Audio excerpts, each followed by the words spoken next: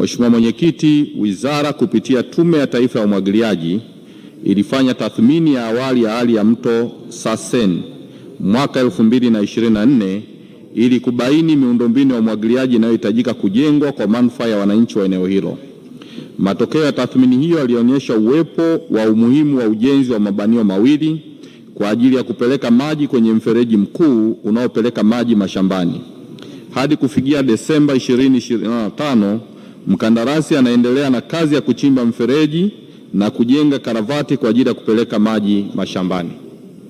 Mheshimiwa Anne Kilango Malechela.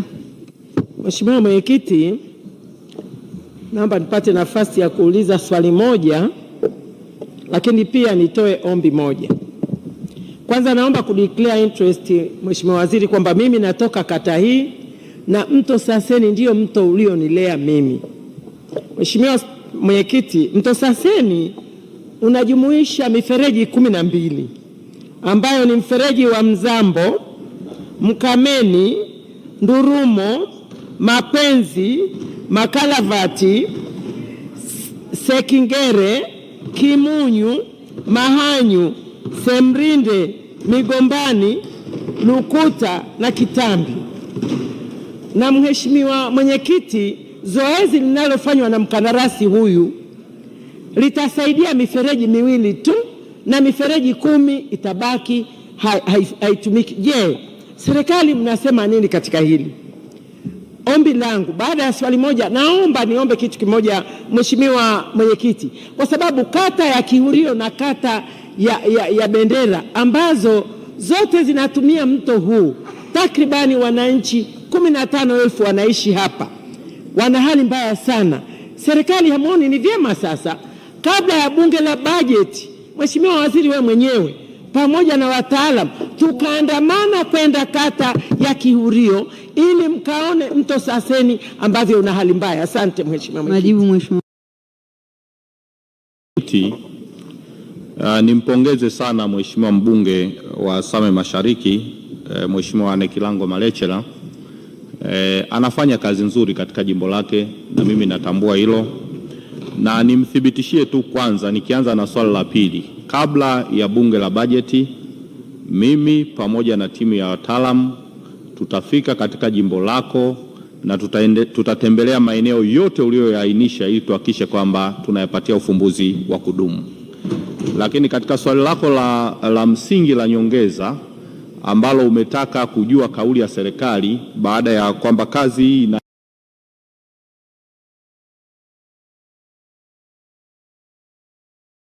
na Tume ya Umwagiliaji Taifa, ninawaelekeza sasa wafanye tathmini kwa ajili ya kuongeza, yani kuexpand hii kazi ambayo inafanywa na mkandarasi ili wasogeze katika hiyo mifereji mingine 10.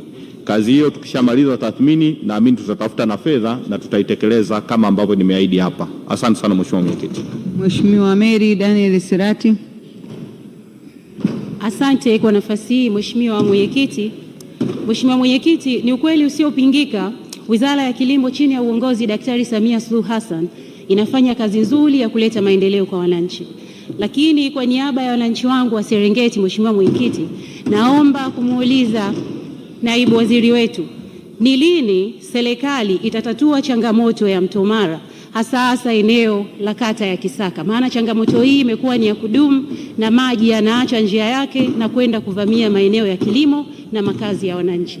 Na nitashukuru kama waziri wetu, naibu waziri, ataungana nami kwenda jimbo la Serengeti ili akayashuhudie mambo haya. Majibu Mheshimiwa Waziri. Asante sana Mheshimiwa Mwenyekiti.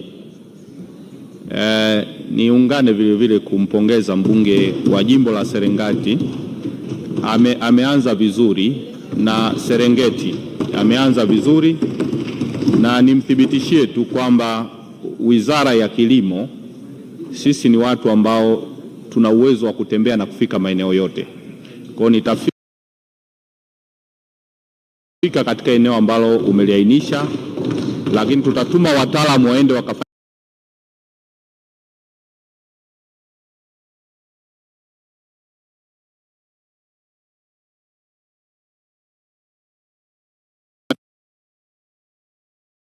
Mheshimiwa Mwenyekiti, Asante kwa kunipa fursa hii ya kuuliza swali la nyongeza kwenda katika Wizara ya Kilimo.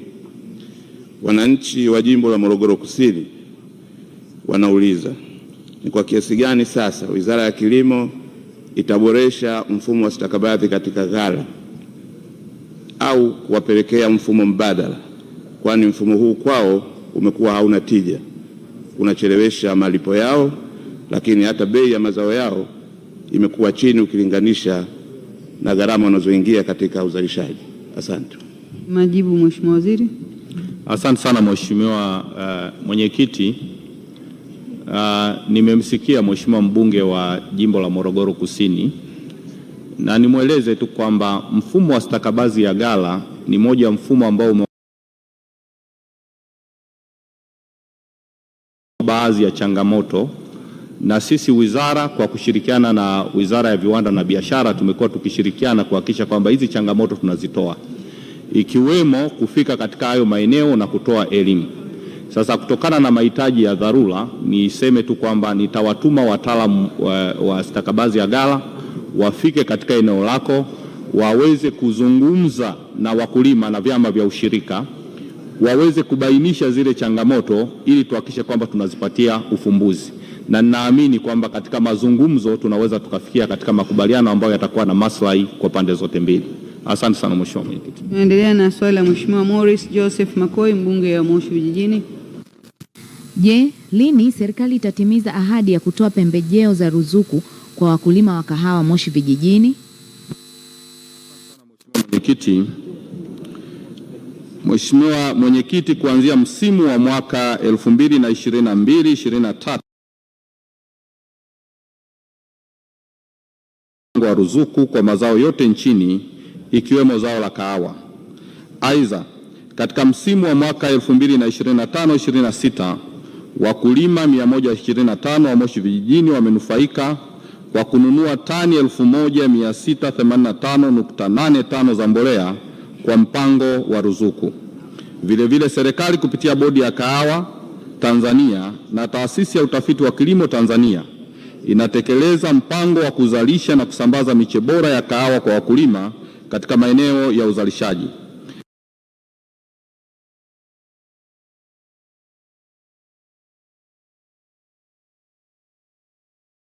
Serikali imesambaza bure miche 735,313 yenye ukinzani wa magonjwa ya chule buni na kutu ya majani kwa wakulima wa zao la kahawa Moshi Vijijini.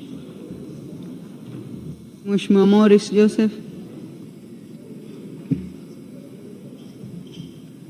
Asante sana Mwenyekiti, pamoja na majibu mazuri ya Mheshimiwa Naibu Waziri, nina maswali mawili ya nyongeza. Mheshimiwa Spika, pamoja na majibu mazuri ya Mheshimiwa Waziri, kwa niaba ya serikali na kwa kuwa muda huu wananchi wote wa jimbo la Moshi Vijijini wako pembeni ya runinga zao wakifuatilia mjadala huu, hasa kwa sababu swala la ruzuku ya pembejeo ya kahawa ni swala muhimu sana kwao, na kwa kuzingatia kwamba Naibu Waziri aliwahi kufanya ziara katika jimbo lile na kuzindua mpango wa kugawa miche bora ya kahawa milioni 1 ambao wananchi wale wa kata za Magharibi, Moshi Mashariki, Kibosho Magharibi na kata zingine za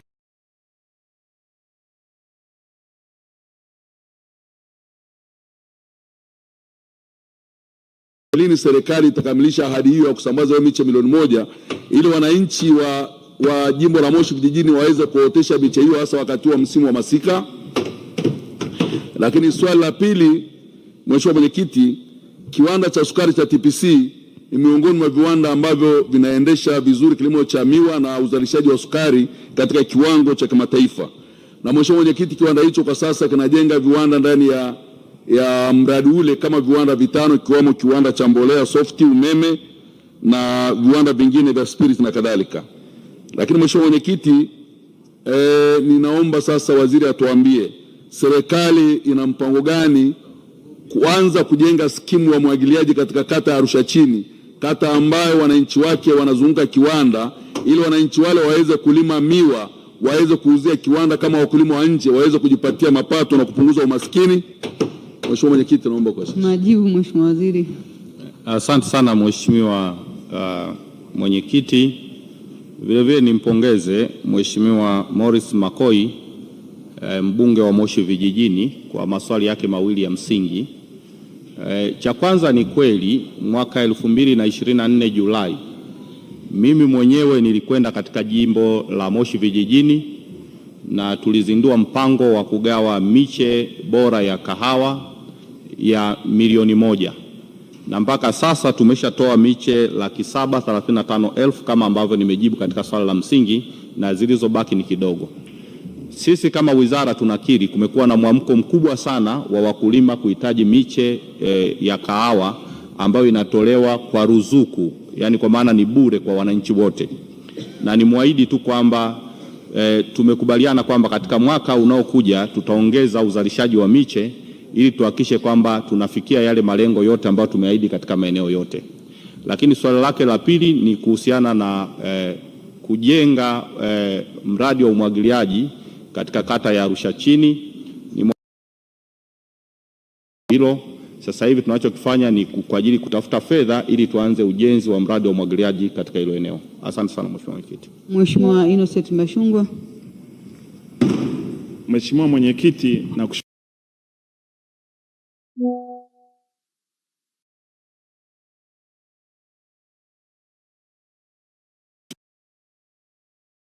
kwa ujumla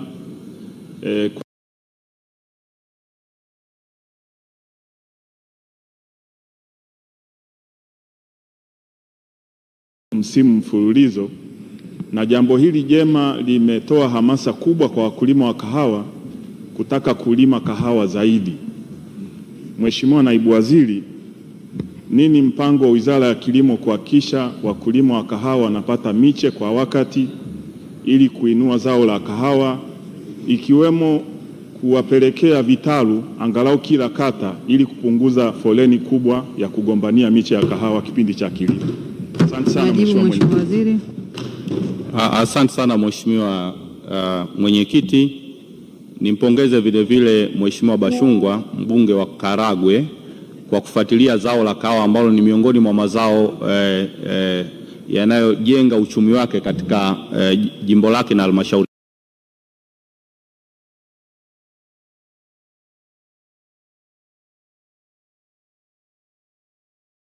Mheshimiwa Rais Dr. Samia Suluhu Hassan ameshamwelekeza Waziri wa Kilimo Comrade Daniel Chongolo kwamba kuanzia katika msimu unaokuja katika fedha zinazotokana na mfuko wa maendeleo ya kilimo ambao tulipitisha hapa mwaka juzi kwa sheria yako ya Bunge, sehemu ya fedha zile zitengwe kwa ajili ya kuzalisha miche bora ya kahawa, na miche hiyo igawiwe bure kwa wananchi wote, kwa sababu kahawa sasa imekuwa moja ya zao ambalo linaletea fedha nyingi za kigeni.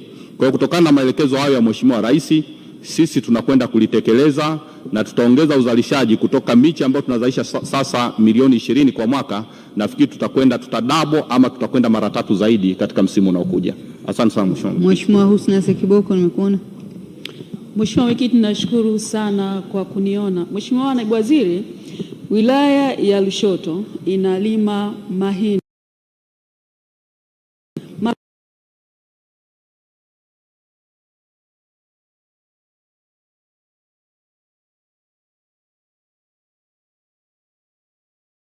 ambacho hawategemei kupata mavuno yeyote. Serikali imekuwa na utaratibu wa kupeleka mbegu za muda mfupi hasa kwa kipindi cha masika. Je, umeandaliwa mkakati au mpango maalum kwa ajili ya kuongeza mbegu za kupeleka kama ngano kwa ajili ya kurescue kipindi cha masika, wananchi waweze kuepuka na njaa? Majibu Mheshimiwa Waziri. Asante sana Mheshimiwa Mwenyekiti. Nimpongeze vile vile dada yangu Husna Sekiboko kwa swali lake zuri. Jambo moja ambalo uwe na uhakika, sisi kama wizara tunafanya tathmini na kuangalia mwenendo wa mvua na hali ya hewa yote kwa ujumla na lengo letu kubwa ni kuhakikisha tu kwamba hatuwezi kukutana na majanga ambayo tunaweza tukakabiliana nayo sasa hivi. Na miongoni mwa hatua ambazo tumekuwa tukizifanya ni pamoja sasa na kujiandaa na kuwa na mbegu za muda mfupi ambazo zitawasaidia wakulima. Na ndiyo maana katika moja ya maelekezo ambayo Mheshimiwa Rais ameyatoa ni kuhakikisha kwamba tunakamilisha miradi yote ya umwagiliaji ili kilimo chetu hapa nchini kisio kinategemea mvua peke yake, bali kitegemee maji, kwa sababu kwa kutumia mifumo ya umwagiliaji manake tutakuwa na uhakika wa chakula muda wote. Kwa hiyo tu tuwathibitishie watu katika maeneo yote ambayo wana upungufu wa mvua, sisi kama serikali tumejipanga na tunaamini tuna uwezo wa kukabiliana na janga la aina yoyote ambalo linaweza kuja mbele yetu. Kwa hiyo tuko tayari na mpango tunao. Mheshimiwa Mwenyekiti. Mheshimiwa Yohana Msita.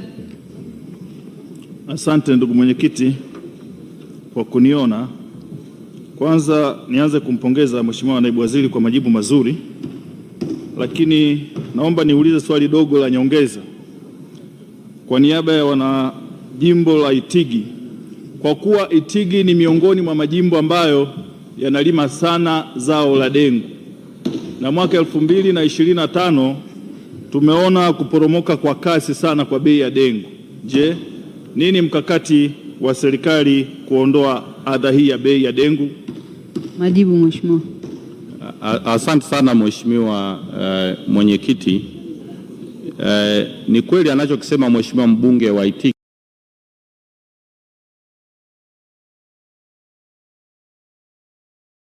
Mwaka 2025 tulisaini mikataba na watu wa India kwa ajili ya kuendelea kuwauzia dengu.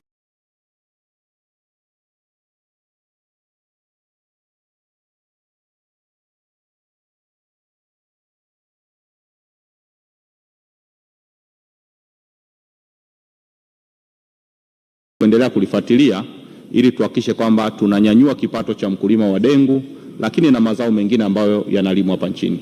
Kwa hiyo nimthibitishie tu hilo. Deo Mwanyika. Nakushukuru Mheshimiwa Mwenyekiti kwa nafasi. Halmashauri ya mji Njombe na mkoa wa Njombe kwa ujumla ni wazalishaji wakubwa sana wa zao la parachichi katika nchi hii, lakini uhimilivu wa zao hili utategemea sana mpango wa serikali kutoa madawa kwa njia ya ruzuku yale yanayohusiana na masuala ya fungus na madawa yanayohusiana na zao la parachichi kwa ujumla. Nini mpango wa serikali kuhakikisha kwamba inatoa ruzuku kwenye madawa haya kwenye mpango wa bajeti unaokuja sasa? Majibu Mheshimiwa Waziri. Asante sana.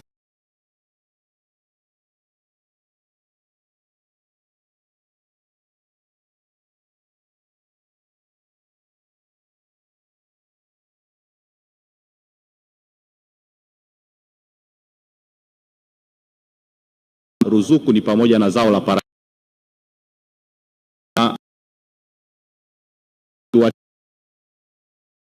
copper sulfate, Hugino, Vuruga, Zimet pamoja na Neom. Ni baadhi tu ya viuatilifu ambavyo tumekuwa tukitoa ruzuku, na vipo ambavyo bado hatujavitolea ruzuku kwa sababu vipo katika tathmini, na tukishamaliza hiyo tathmini maana yake. Kwa hiyo tutajitahidi tu tuharakishe ili katika msimu unaokuja na viuatilifu hivyo viingie katika huo mfumo. Asante sana Mheshimiwa.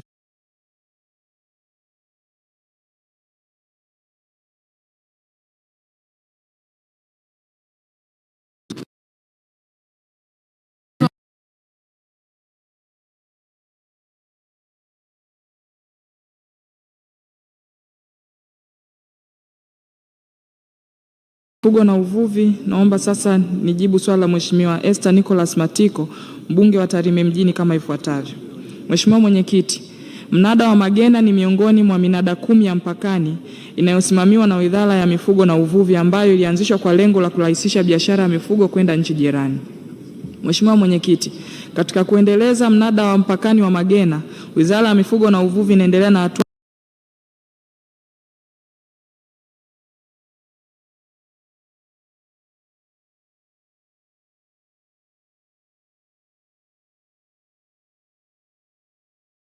birika la maji na vyoo, na ujenzi huo ulikamilika. Aidha, ujenzi wa miundombinu muhimu iliyobaki ya ofisi ya mnada na uzio utafanyika hiyo. Mnada huu kwa sasa bado haufanyi vizuri kutokana na changamoto mbalimbali zikiwemo utoroshaji wa mifugo kwenda nchi jirani unaofanywa na wafanyabiashara wasio waaminifu, hivyo kusababisha mifugo michache kuingia katika mnada huu. Mheshimiwa Mwenyekiti, ili kukuza biashara ya mifugo na kujenga uwezo wa kimapato kwa ajili ya kuendeleza minada ukiwemo mnada huu wa Magena, Wizara ya Mifugo na Uvuvi kwa kushirikiana na Wizara ya TAMISEMI tunaendelea kuhamasisha na kutoa elimu kwa wadau kuhusu kuendelea kutumia mnada wa Magena katika kununua na kuuza mifugo kama ilivyokusudiwa wakati wa kuanzishwa kwa mnada huu, ikiwa ni pamoja na kuendelea kudhibiti. Mwenyekiti, naomba kuwasilisha. Mheshimiwa Esther Matiko.